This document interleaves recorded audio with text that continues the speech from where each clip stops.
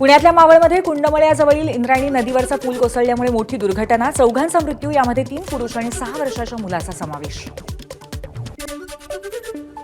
प्रांताधिकारी आणि तहसीलदारांकडून कुंडमळा दुर्घटनास्थळाची पाहणी. बेपत्ता असल्याची तक्रार नाही. खबरदारी म्हणून शोधकार्य करतोय तहसीलदार विक्रम देशमुख यांची माहिती. कुंडमळा पूल दुर्घटनेमध्ये 2 ते 3 जण बेपत्ता असण्याची शक्यता. आतापर्यंत 50 जणांना वाचवण्यात यश. त्यातील 8 जणांवरती अतिदक्षता विभागामध्ये उपचार सुरू आहेत आणि 32 जण किरकोळ जखमी आहेत. कुंडमळा पूल दुर्घटनेमध्ये अकोल्यातील तरुण जखमी. विजय येणकर या तरुणावरती तळेगावातल्या मायमर रुग्णालयामध्ये उपचार. मूळचा अकोल्याचा असलेल्या विजय येणकर चाकणमध्ये नोकरीला. कुंडमळा पूल दुर्घटनेतील जखमींवरती अथर्व रुग्णालयामध्ये उपचार. दुर्घटनेमध्ये योगेश बंडेरोलो आणि शिल्पा बंडरेलो हे दाम्पत्य जखमी. मृत्यू डोळ्यादेखत पाहिला. जखमी योगेश बंडरेलो यांची प्रतिक्रिया. इंद्रायणी नदीवरच्या दुर्घटनेतील मृतांच्या कुटुंबियांना 5 लाखांची आर्थिक मदत, तर जखमींच्या उपचाराचा खर्च सुद्धा राज्य सरकार करणार. मुख्यमंत्री देवेंद्र फडणवीसांची माहिती. इंद्रायणी पुलावरती जवळपास 100 पर्यटक असल्याची माहिती समोर. पुलावरती पर्यटकांची जास्त गर्दी झाल्यामुळे पूल कोसळल्याचा अंदाज. इंद्रायणी नदीवरील पूल धोकादायक असल्याचा फलक लावण्यात आला होता, मात्र पर्यायी मार्ग नसल्यामुळे स्थानिकांना याचाच वापर करावा लागला. त्यामुळे कुंडमळा पूल दुर्घटनेला जबाबदार कोण, असा सवाल. 10 जूनला नव्या पुलाचं टेंडर, वर्क ऑर्डरची प्रक्रिया पूर्ण झाली, त्यामुळे काम सुरू का झालं नाही. संबंधित विभागाचे अधिकारी सांगतील. कुंडमळा दुर्घटनेबाबत प्रांताधिकारी सुरेंद्र नवले यांची प्रतिक्रिया. दुर्घटनेच्या मागचं कारण शोधण्यासाठी समिती स्थापन करणार. जिल्हाधिकारी जितेंद्र पुडींची माहिती. रत्नागिरी जिल्ह्याला आज मुसळधार पावसाचा आजही इशारा. सध्या पावसाची विश्रांती, मात्र पावसाचा जोर वाढेल, त्यामुळे नागरिकांनी सतर्क राहावं. मराठवाड्यामध्ये विजांच्या कडकडाटासह पावसाची शक्यता, तर पुढच्या 24 तासामध्ये मान्सून विदर्भातल्या आणखी काही भागाला व्यापेल, हवामान विभागाचा अंदाज. रत्नागिरीच्या जगबुडी नदीने ओलांडली इशारा पातळी. खेडच्या मटण मार्केट परिसरामध्ये जगबुडी नदीच्या पुराचं पाणी शिरायला सुरुवात. नागरिकांना सतर्कतेच्या सूचना. रत्नागिरी जिल्ह्यामध्ये काल रात्रीपासून मुसळधार पाऊस. पावसाने मुंबई गोवा महामार्गावरील लांजा एसटी स्टँड परिसरामध्ये रस्त्यावरती पाणी. ठेकेदाराच्या दर्जाहीन कामामुळे पाणी रस्त्यावर. रायगड जिल्ह्यामध्ये मुसळधार पाऊस. श्रीवर्धन तालुक्यामध्ये काही भागामध्ये झाडं कोसळली. विद्युत खांबावरती झाडं पडल्यामुळे काही भागामध्ये वीज पुरवठा खंडित. दक्षिण रत्नागिरीमध्ये तुफान पाऊस. लांजा तालुक्यामध्ये पावसाची संततधार. मुसळधार पावसामुळे नदीजवळील भातशेती पाण्यामध्ये, शेतकऱ्यांचं मोठं नुकसान. सिंधुदुर्गाला मुसळधार पावसाने झोडपून काढला. जिल्ह्यामध्ये ऑरेंज अलर्ट जारी. समुद्र किनाऱ्यावरती ताशी 40 ते 50 किलोमीटर वेगाने वारे वाहताय, त्यामुळे मच्छीमारांना समुद्रात न जाण्याचं आवाहन. गुहागरमधल्या भातगावच्या वडाची वाडी इथे दरड. रस्त्यावरती मोठे दरड मुख्य मार्गावरती आल्यामुळे वाहतुकीचा खोळंबा.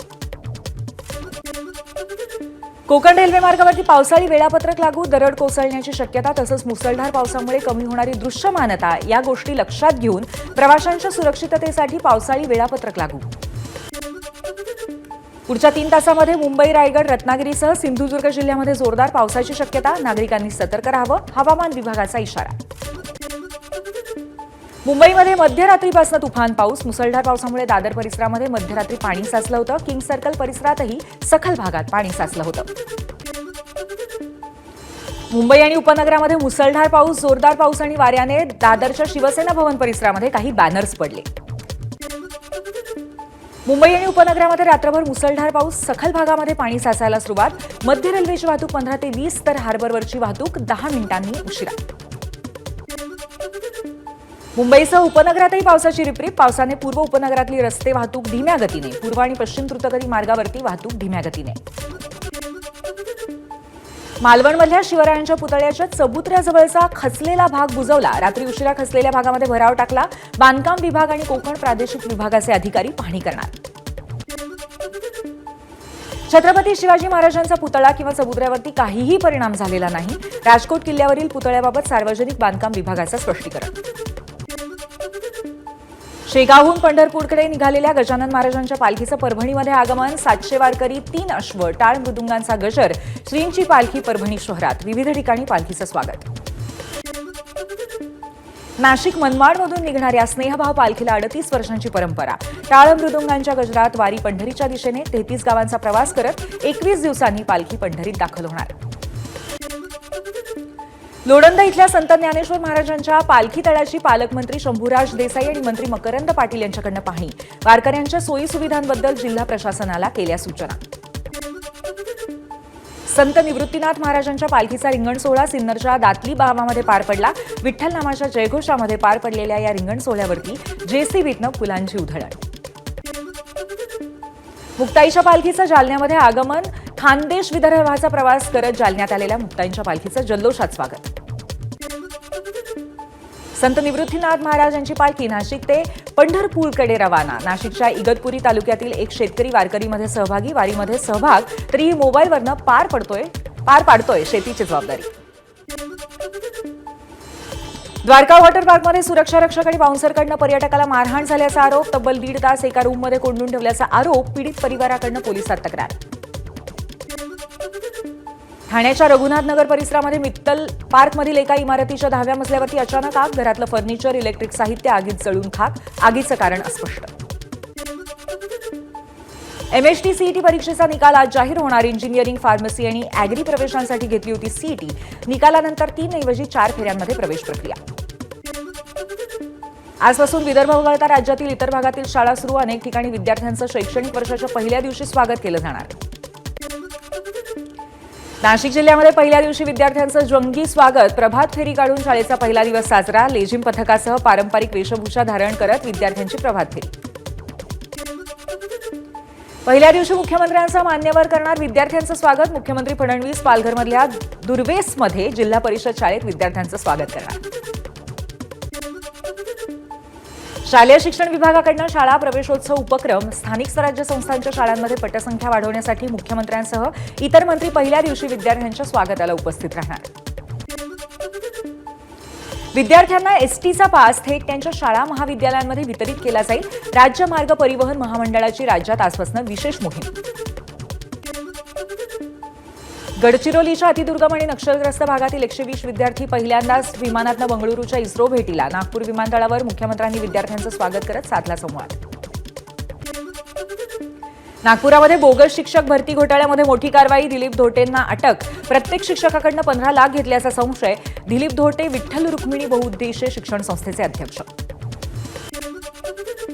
आज मनसेची शिवतीर्थावरती बैठक. राज ठाकरेंच्या उपस्थितीमध्ये बैठकीचं आयोजन. आगामी मुंबई पालिका निवडणुकांच्या पार्श्वभूमीवरती बैठकांचं सत्र. केंद्रीय समित्यांकडून मनसे अध्यक्ष राज ठाकरे आढावा घेणार. काँग्रेसचे नागपूर शहराध्यक्ष विकास ठाकरेंकडून महानगरपालिका स्वबळावरती लढवण्याचे संकेत. 151 जागेवरती निवडणूक लढवण्याची काँग्रेसची तयारी पूर्ण. आम्ही स्वबळावरती निवडणूक लढवायला सज्ज असल्याचं स्पष्ट केलं. नागपुरामध्ये भाजप विरुद्ध अजितदादांच्या राष्ट्रवादीतील वाद विकोपाला. महापालिका निवडणुकीमध्ये जागा वाटपावरनं दोन्ही पक्षात चुरस. 40 जागा लढवण्यावरती ठाम. शहराध्यक्ष प्रशांत पवारांची भूमिका. मालेगावमध्ये दादा भुसेंच्या उपस्थितीमध्ये नारपार गिरणा नदी जोड योजनेची आढावा बैठक. 10,000 दशलक्ष घनफूट पाण्याच्या माध्यमातून शेतकऱ्यांना फायदा होणार. दादा भुसेंची प्रतिक्रिया. नागपूरच्या गोरेवाडा, खापा आणि कुही जिल्ह्यामध्ये हत्येच्या 3 वेगवेगळ्या घटना. प्रेम प्रकरण, जुना वाद आणि सुडापोटी हत्या घडल्याचा प्राथमिक अंदाज. नवी मुंबईतील ऐरोलीमध्ये पेईंग गेस्ट म्हणून राहणाऱ्या 22 वर्षीय तरुणीची हत्या. आर्थिक अडचणीच्या नैराश्यातून आत्महत्या केल्याची माहिती. तरुणी एका खासगी IT कंपनीत कामाला होती. छत्रपती संभाजीनगरच्या रांजणगाव शेनपुंजीमधील नर्सरी कॉलनीमध्ये 11 वर्षाच्या विद्यार्थिनीवरती शिक्षकाकडून अत्याचार. घटनेची माहिती मिळताच मुलीच्या नातेवाईकांकडून नराधम शिककला चोप. वाळूज MIDC पोलीस ठाण्यामध्ये गुन्हा दाखल. पुण्यामध्ये दहशत माजवणाऱ्या 2 गुन्हेगारांची देहू रोड पोलिसांनी काढली धिंड. गुन्हेगारांची माहिती देण्याचं पोलिसांचं नागरिकांना आवाहन. लोकलच्या फर्स्ट क्लास डब्यामध्ये आजपासून तिकीट तपासणी. विना तिकीट प्रवास करणाऱ्यांना पकडण्यासाठी विशेष मोहीम. अनधिकृत प्रवासाच्या तक्रारी वाढत असल्यामुळे निर्णय. चंद्रपुरामध्ये 2 वाघांच्या झुंजीत एका वाघाचा मृत्यू. चिमूर तालुक्यातील शेडेगाव गावाजवळील जंगलातली घटना. अहमदाबाद दुर्घटनेमध्ये मृत पावलेल्या माजी मुख्यमंत्री विजय रुपाणींवरती आज शासकीय इतमामामध्ये अंत्यसंस्कार. दुपारी त्यांचं पार्थिव अंत्यदर्शनासाठी ठेवलं जाईल आणि त्यानंतर संध्याकाळी मृतदेहावरती शासकीय इतमामामध्ये अंत्यसंस्कार. आज गुजरातमध्ये राजकीय दुखवटा. माजी मुख्यमंत्री विजय रुपाणींवरती आज अंत्यसंस्कार. अहमदाबाद विमान दुर्घटनेत रुपाणींचा मृत्यू. अहमदाबाद विमान दुर्घटनेतील मृतांच्या डीएनए मॅच करण्याचं काम अजूनही सुरू. आतापर्यंत 80 मृतांचे कुटुंबियांसोबत डीएनए जुळलेत. 33 मृतदेह कुटुंबियांना सुपूर्द. अहमदाबाद विमान अपघाताच्या चौकशीसाठी आज उच्चस्तरीय समितीची बैठक. गृहसचिवांच्या अध्यक्षतेखाली गठीत करण्यात आलेली समिती 3 महिन्यामध्ये अहवाल सादर करणार. चारधामसाठी सुरू असलेली हेलिकॉप्टर सेवा आजही बंद राहणार. सर्व हेली ऑपरेटर्स आणि वैमानिकांचं उड्डाण अनुभव तपासले जाणार. त्यानंतरच सेवा पुन्हा सुरू होणार अशी माहिती. उत्तराखंडमधील हेलिकॉप्टर अपघाताची चौकशी विमान अपघात तपास ब्युरो करणार. आर्यन एव्हिएशन वेल 407 हे हेलिकॉप्टर केदारनाथजवळ कोसळलं होतं. केदारनाथच्या पदपथावरील जंगल चट्टीजवळ दरड कोसळली. एकाचा मृत्यू, 2 जण जखमी. सोनप्रयाग ते केदारनाथ धाम मार्ग पुढील आदेशापर्यंत बंद. पंतप्रधान नरेंद्र मोदींचं लार्नाका आंतरराष्ट्रीय विमानतळावरती आगमन. सायप्रसचे अध्यक्ष निकोस क्रिस्टोडौलिडेस यांच्याकडनं मोदींचं स्वागत. पंतप्रधान नरेंद्र मोदींनी सायप्रसमधील लिमासोलच्या हॉटेलमध्ये घेतली भारतीय नागरिकांची भेट. भारतीय नागरिकांकडनं मोदींचं स्वागत. इस्रायलकडनं 24 तासात इराणच्या 250 ठिकाणांवरती हल्ले. इराणच्या गुप्तचर विभागाचा प्रमुख हल्ल्यात ठार. आतापर्यंत 14 अणुशास्त्रज्ञांना मारल्याचा इस्रायलचा दावा. इराणच्या गुप्तचर प्रमुख तसंच 14 अणुशास्त्रज्ञ ठार. इराणचे राष्ट्रप्रमुख खामेनेईंची हत्या करण्याचा इस्रायलचा होता इरादा. डोनाल्ड ट्रम्प यांनी नेत्यानाहूंना रोखल्याचं एका रिपोर्टमध्ये दावा. इराण इस्रायलमधलं युद्ध सुरू. इस्रायलच्या हल्ल्याला प्रत्युत्तर म्हणून इराणने जेरुसलेम, तेल अवीवसह अनेक ठिकाणी मिसाईल्स टाकले. तर इस्रायलकडनं पुन्हा एकदा इराणच्या अणुसंशोधन केंद्रांवर हल्ला.